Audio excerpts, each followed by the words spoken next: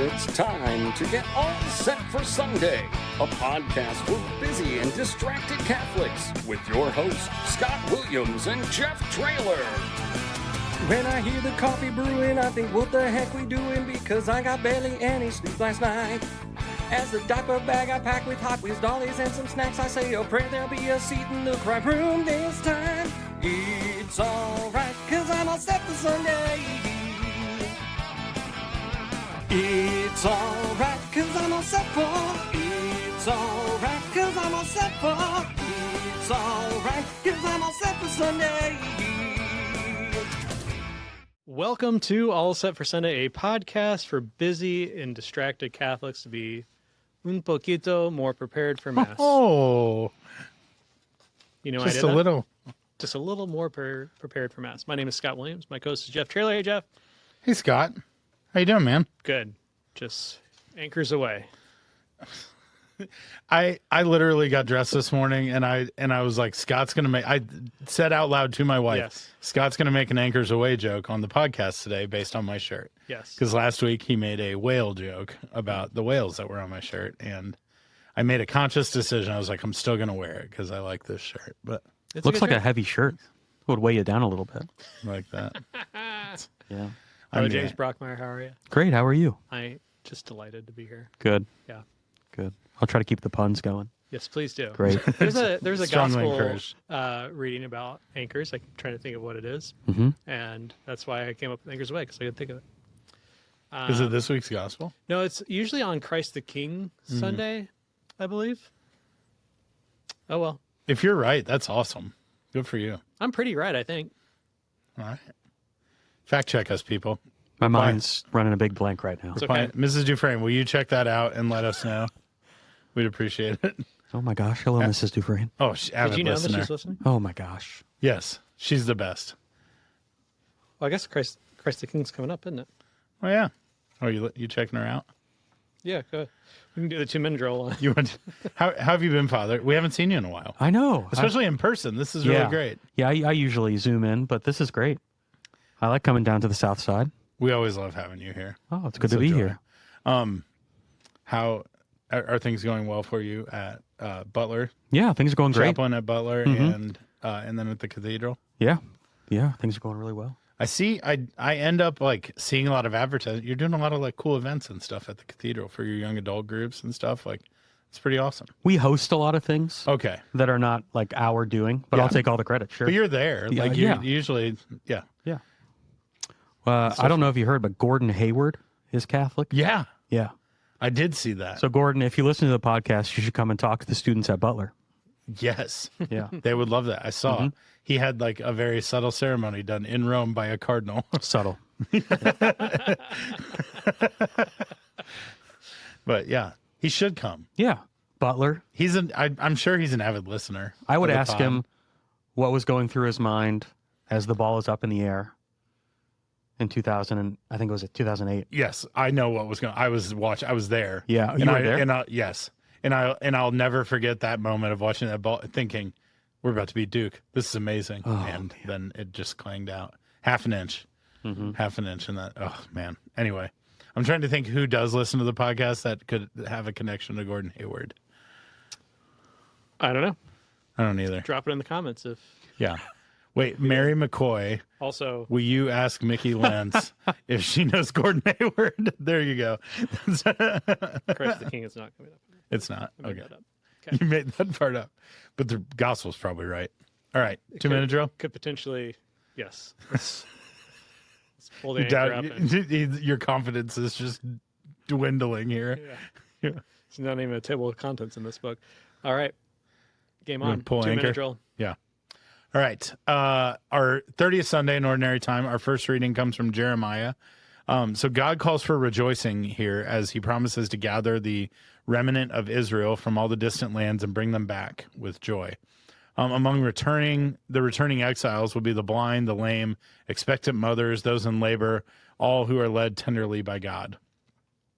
And God promises to lead his people beside stream of water on a smooth path where they won't stumble, emphasizing his care as the father of Israel. So he's going to, not only is he going to bring everybody back, but he's going to make it easy. Nice and smooth. Our responsorial psalm this week is "The Lord has done great things for us. We are filled with joy." I think we're in the same category as last week. Like, I go meh. Like, it's solid. There is something to be said about like a long responsorial psalm doesn't have to be a mumbler. If it just is it has a cadence and it makes sense and like the sentence flows together. Sometimes the mumblers are ones where like I just don't even know where they're pulling this out of. But The Psalms. Okay, there's that. Yeah. That's a fair point. I have to Here say, we are. Classic can't wait for the end of the 2-minute drill for his corrections. you all are talking past me, and I just thought I would. Did you have something to share? I was just going to say that I can't. There isn't a song like a hymn that comes to mind or a tune that comes to mind. So I think that falls in mumbler category. Should we ask Scott? Scott, how does this one go?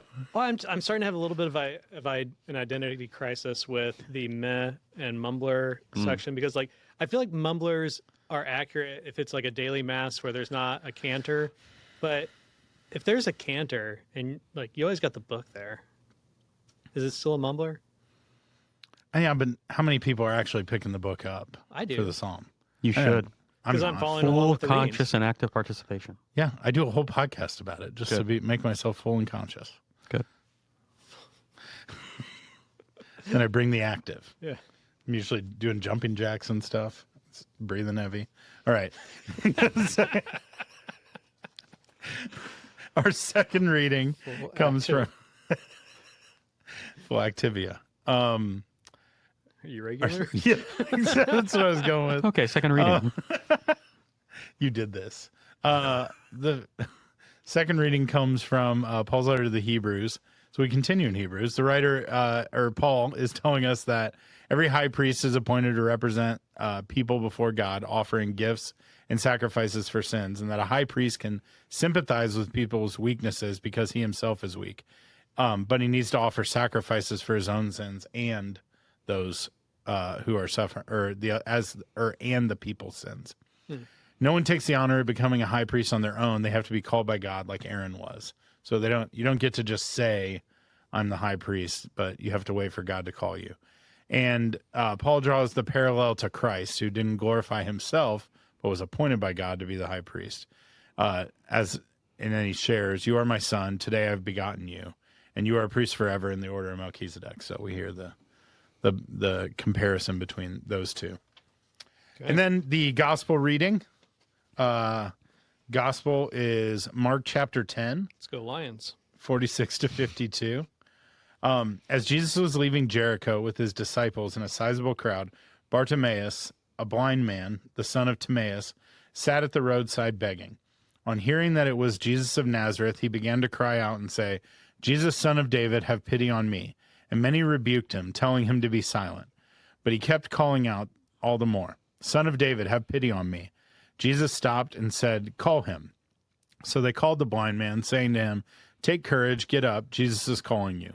He threw aside his cloak, sprang up, and came to Jesus. Jesus said to him in reply, "What do you want me to do for you?" The blind man replied to him, "Master, I want to see." Jesus told him, "Go your way, your faith has saved you." Immediately he received sight and followed him on the way. Okay, so here's the real question, Father. Okay. If Bartimaeus is the son of Timaeus, does Barta mean son of? Bar does. Oh, no kidding. Yeah. All so right. you have Simon Bar Jonah, Simon the son of Jonah. Learn something new every day. Mm-hmm. Well, did Jeff get anything wrong? That was really good, Scott. That was, yeah. No? I have to tell your son Bar Scott about that.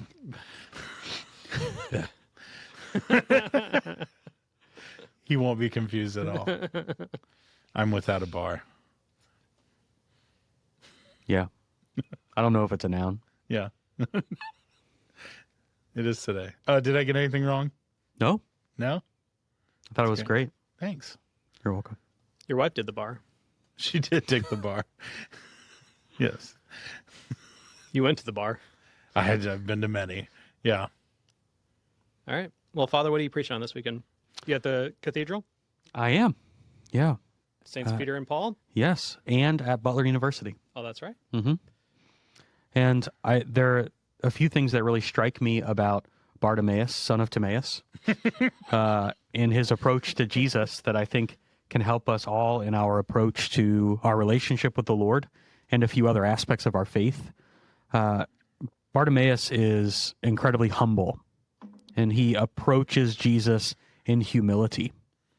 And he's also very clear with Jesus about what he needs, right? And have mercy on me, for I am a sinful man. I want to see, right? There's just a beautiful clarity and honesty and self-awareness that Bartimaeus has in coming before the Lord. And we, in our own prayer to the Lord, can add a lot of drama, can add a lot of extra thought, which is good if it's honest. But sometimes it can be hard to ask for what we need, what we really need, to be honest with ourselves about what we need, and to come to God with the humility of not saying, Lord, I am going to go get this for myself. Lord, I just need a little bit more time. I'm going to go get this for myself. I'm going to accomplish this. Or complaining about why we haven't been able to accomplish it, or complaining about what we need, rather than coming to the Lord and just saying, I have realized that without you, this cannot change in my life, or I cannot have this in my life. Without you, I cannot do this. And just being clear and honest and humble before the Lord and saying, I need your help. I want to see. So is the humility, when you talk about Bartimaeus coming in humility, is it him calling out, have pity on me? Is that like where you, okay. Yeah. Because like I also think there's a boldness because he's crying out, he's like calling out, right? Like he is calling attention to himself, which probably isn't super exciting, you know, but he does continue to call out, but in the same way having pity on me, or asking for that pity, asking for that mercy there. And then like, obviously I think there's a piece of it. I'm always struck by the fact that it says he like threw off his cloak and sprung up, right? Which like, just seems like his reaction is like, oh, I didn't actually expect to, like, I didn't think he'd actually say, come see me, right? Like, I was just hoping for the best, but it has that like, well, people were kind of like bouncing for Jesus, keeping him away, right? Like it says that many rebuked him, telling him to be silent, but he kept calling out, Son of David, have pity on me. Yeah. I mean, there's a persistence there too. Yeah. Yeah. Or they were selfishly just saying, you shut up. We're trying to listen to him. We're trying to hear what he has to say. We want to be with him. Yeah. But obviously, like we see time and time again in the Gospels that, like, even when not obvious, Jesus finds himself called to the lame, the poor, those in most need. Yeah. But this is like a textbook. There's something really cool here about like just a text. Like this is the playbook for like, hey, how should you approach Jesus in your life? It's this one in the world of like parables that just like skip us around and we're trying to interpret, and like Bartimaeus, it's just like, no, pretty clear here. Call out for him, seek his mercy. When he calls you, respond. Get after it. Go see him. Go be with him. And there's a beautiful prayer in the tradition of the church called the Jesus prayer that is taking these words of Bartimaeus and making them our own. Lord Jesus Christ, Son of God, have mercy on me, a sinner. And the simplicity of that prayer is where its power and its beauty is.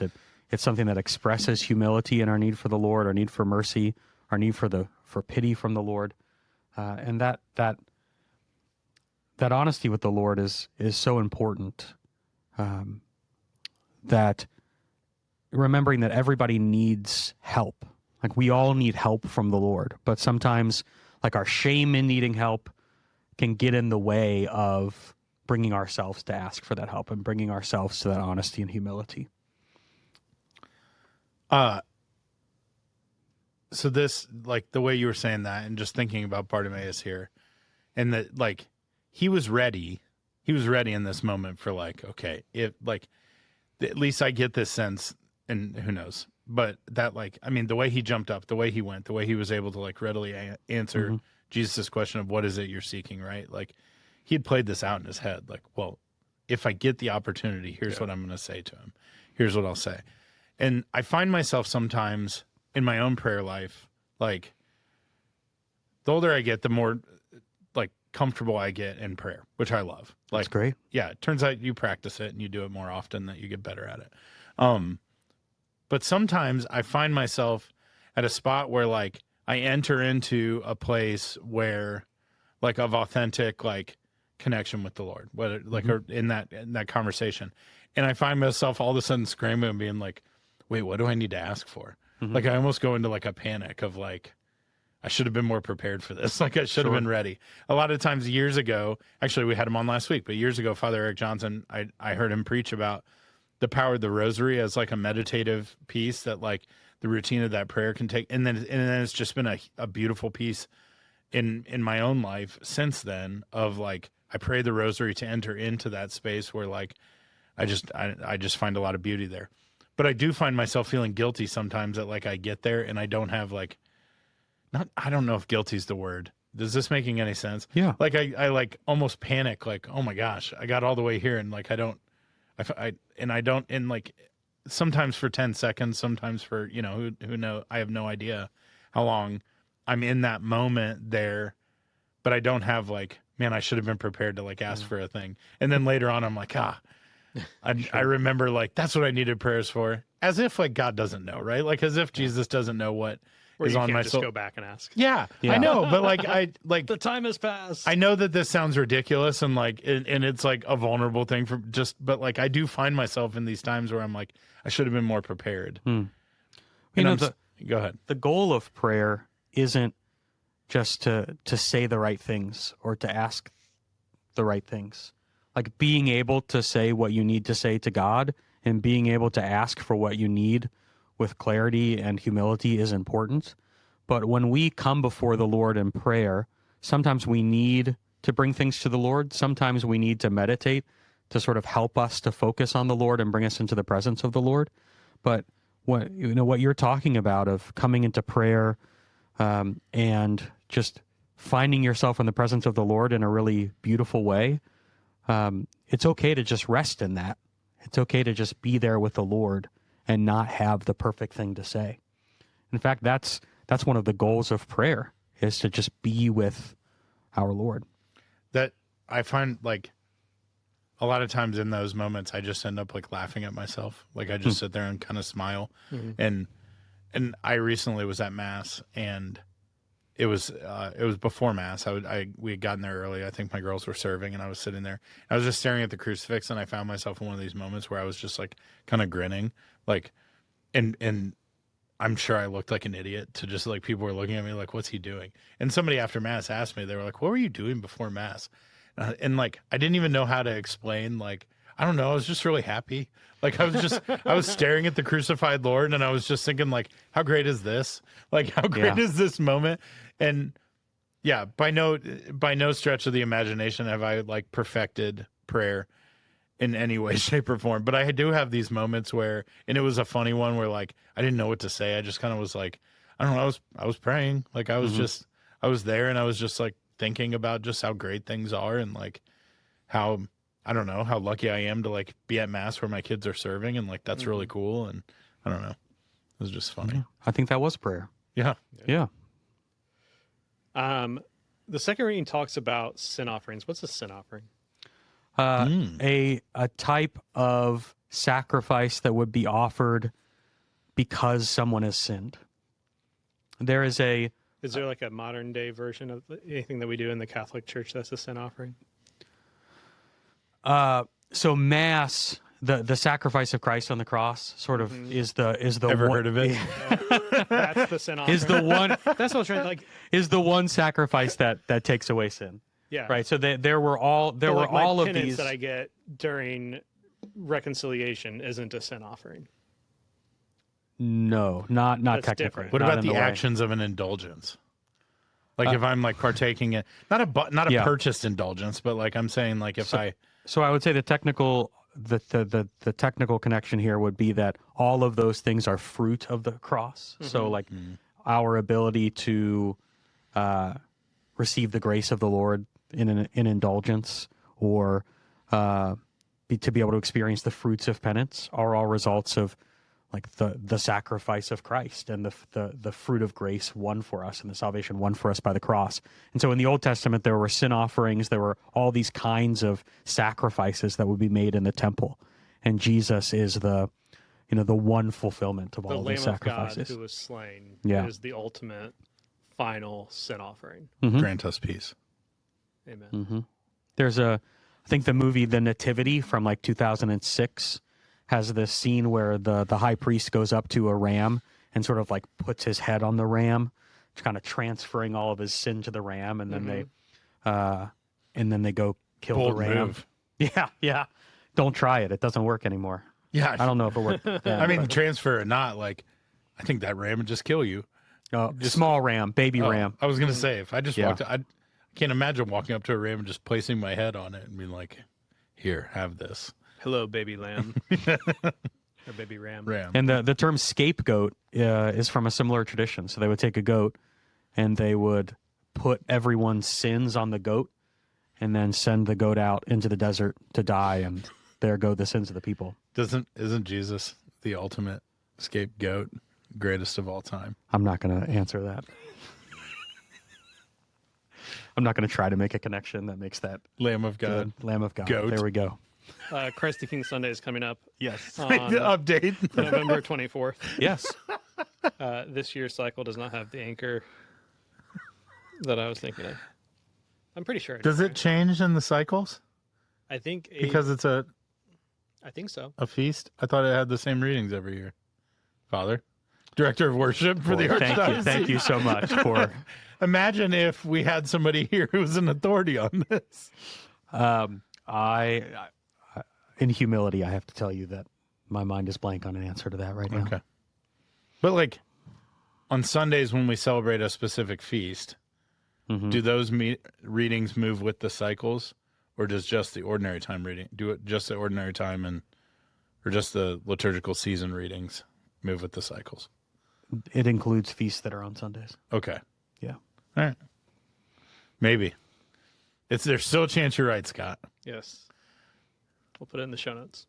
If you are. Either way. We will find the anchor.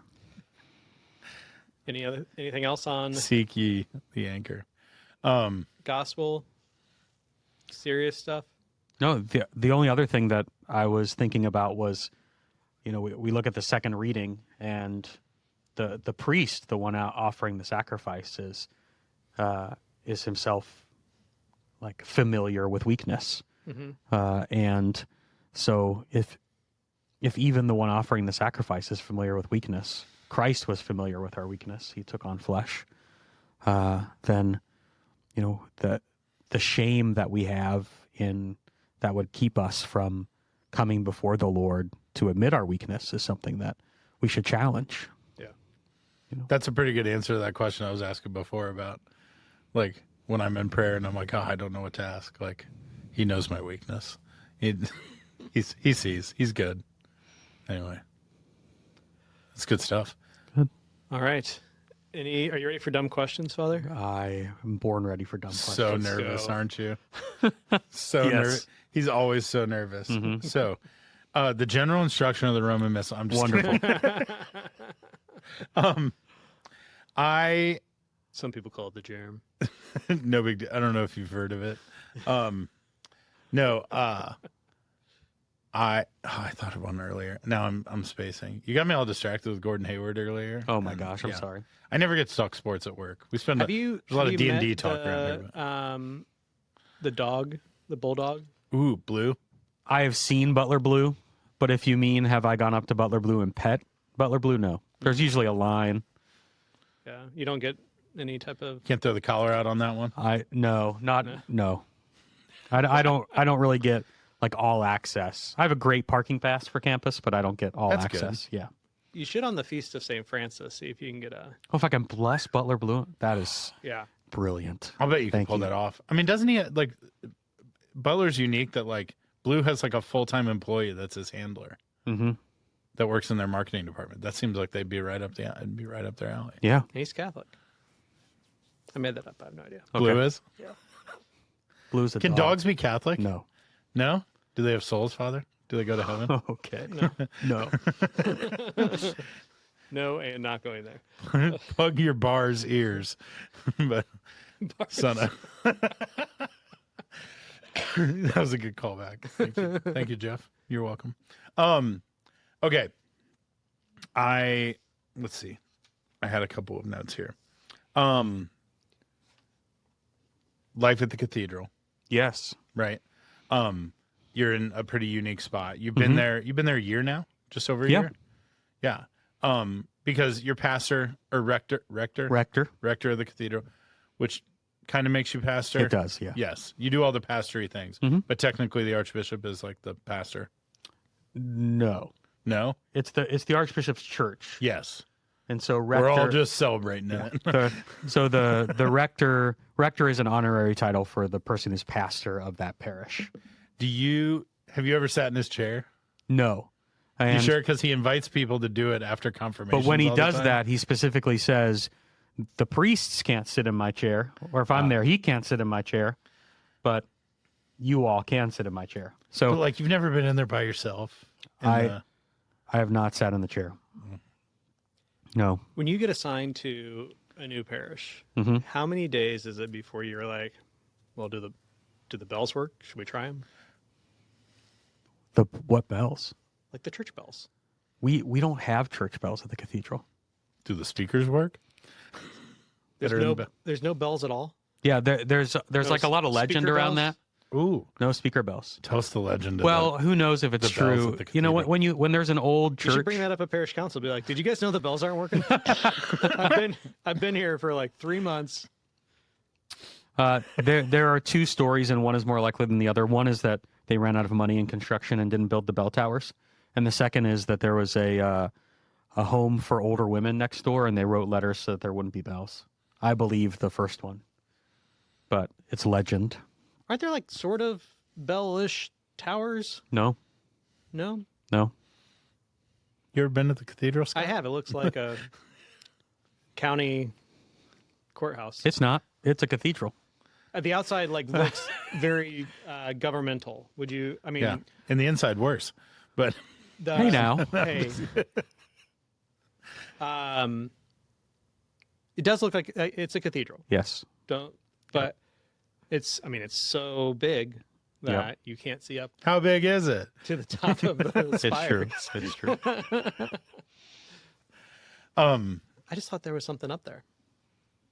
To actually answer your question, it does take a little bit of time to like figure out where the stuff is. Yeah. You know, you walk in the first day and it's like, well, I need to say mass here. Where is stuff? It does take some time to figure all that out. Wait, this For is the sure. question. This is I actually had this written down. I Great. was about to ask how long, because like, take this for what it is, not me trying to trap you in some sort of thing, but like That's what they all say before they trap Yep. you. Every parish, I know you're always convinced that we're trying to trap you, especially ever since you got this job. No. But It's called entrapment. yes, sorry, I was thinking of a bar joke there. Bar entrapment. It's the son of entrapment. But bear movie. entrapment. When you get to a new parish, though, like every parish is going to have its own like unique quirks. Yeah. About how they celebrate the mass and things, but like not to say that like people are doing it, well, hopefully not invalidly or illicitly, but like they're just like, how long does it take to like catch on? Like, do you have that conversation with the previous pastor about like, hey, what do I need to know? Or like, do you just pick it up from the looks of the people in the pews when like you're not doing the thing that they expect to be done? There are Mass. a lot of conversations that happen with the previous pastor, but honestly, what happens during mass really isn't one of those conversations. Really? Yeah. In my experience. Yeah. Yeah, that's just one of the things that you learn. I'll give this example because people know these guests and it's just funny, but like Father Tim, Wichascala, when he was our pastor, like Father Tim, his mass moves. Like he and I've talked to him about it before. I think we've talked about it on here. Like mass is quick time-wise. It never feels like it's being sped up. He just never really stops going. Like once he starts, like things just keep going. Father Eric Johnson, very different approach to things. Not like it's a slow mass by any stretch, but little things like when Father Tim would finish purifying the vessels and everything after communion, he would never like sit and reflect. He would just kind of walk over and everyone would stand up and we'd just keep moving with Mass. So Father Eric Johnson's first weekend, when he went over and sat down, nobody knew what to do. Oh, yeah. Like people were starting to stand up when he walked over to the chair. And then it was just, and he asked me about, he said something after Mass. He was like, does he usually sit down? And I was like, no. He was like, yeah, I got that feeling that people were like ready to, and maybe it's more of like the quirks of the priest himself and then the church. But I just wonder how long did it take you when you got to Rushville or when you got to the cathedral to just like learn, or how do you learn those little quirks and things about the parish? Where does somebody come up and say something? You find out about it when you do it wrong. Yeah. Not necessarily wrong, but no. like different than they're used to. Yeah. Yeah. Father, we do this here. Oh, okay. Thank you.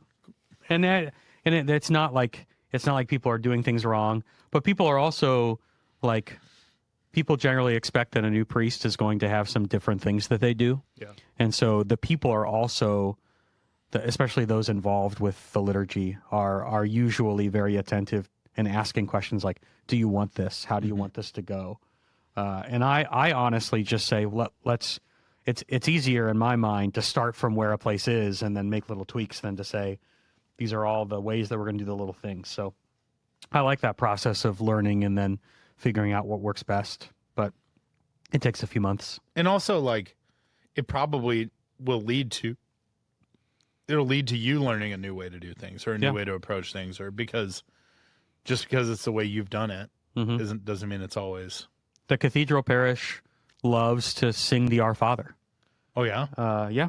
And I haven't done that much in the past, but now I sing the Our Father more, because it's one of the practices that the parish appreciates. I'll bet they love that because you are a very good singer. Well, thank you. You are. And so, yeah. All right. Next question. I might be an idiot. We all know that. I'll take that into consideration. There it is. Last weekend, I went to Mass, unnamed parish. It was not my parish. We went different parish. And I'm like, all of a sudden we got like 3/4 of the way through Mass, and I turned to my daughter and I was like, did we say the creed? She was like, I don't think we did. Is the creed required at Sunday Mass? Is that like a required piece of the equation, or am I mistaken in that? No, it is. But what I will say is that as a priest, you say Mass 7 days a week. Yeah. And 6 of those days, you do not say the creed. You stand up after the homily and you say, let us bring our prayers to the Lord. And then one of the days, which is like the important day when everyone's watching, and most people are used to going to Mass, like that day, there's a creed. Yeah. And so it's easy as a celebrant to be at Sunday Mass and sort of go into weekday mode. I've also seen it happen with the Gloria, where a priest will forget and the music minister will just fire into the Gloria. Same thing. Yeah. Gloria is only on Sundays and feasts and solemnities. So yeah, it was one of those, like, we just both were like, are we crazy? Did we miss it? But like, I don't think I missed it. I was like, I don't remember striking my chest. That was my takeaway, is like, I don't remember doing that. So yeah, I would say that my first assumption would be they forgot, and not that they don't like the creed. Creed haters. Yeah. Probably not that. probably Probably not that. Yeah. All right. Any other dumb questions? I mean, I have. Do you have any one. questions for us? Yeah, you have any dumb questions for us? Oh, I did Have write either down. of you tried the chicken Big Mac yet? No. No. Somebody neither. in lunch did. Yes. Oh yeah. Oh yeah. Yeah, Grant had it. What did he say? What was his review? I don't know. That's a podcast. Just Grant on a microphone. Grant pot reviewing the chicken Big Mac. Father, we almost made it through a whole podcast without talking about. We got to go. Thanks for fast coming, food. Father. Great to be here. No, the other dumb question I wrote down is sorry. what book are you reading? Oh man. There is I just the other day wanted to start a asking people. book by Monsignor Shea. Love that guy. You love him. Yep, big fan. Yeah. The Religion of Today. Ooh. And it's a follow-up to his book From Christendom to Apostolic Mission. And it's about sort of the general tone of what the religious commitments that like secular society has. And it's very helpful. Say that again. The religious commitments that secular society has as a general. So like, what are the common beliefs or attitudes that our world has? Yeah. And it helps you to frame it as like, these are the religious commitments that our society has. And here's an open door for us to meet somebody Yeah. in the middle. Maybe. So it's not that people don't have religious commitments. They're just different than Christian religious commitments. Interesting. Yeah. Good Or point. they don't realize that they are. Yeah. Yeah. Yeah. You enjoying it? And That's where we strike. And because we are in the culture, we can also find ourselves having those same kinds of like commitments of attitude or commitments of intellect without meaning to or thinking about it as a commitment like that. So Are you reading that book for fun? no, Okay. no, it's not like I'm assigned to, but Yeah. it's definitely like, You're like, this will benefit me Yeah. in the work I'm doing. Mhm. Okay. yeah. Father, thank you so much for coming, being a part of the podcast, sharing your wisdom, insights, humor, and gifts with everyone, including myself. Yeah. Do you have a Taco Bell hack you want to share with anybody before Have you been to the leave? cantina yet? No, I haven't. Still not? No. We got to make that happen. Got to rip some loaded Mountain Dew slushies. Yeah. No. I mean, sure. Have you had the Cheez-It I refuse. Crunch Wrap? I refuse. Oh, That's a step too far. We found the line. That's the line. The line. That's the line. All right. Thanks, Father. Thank you.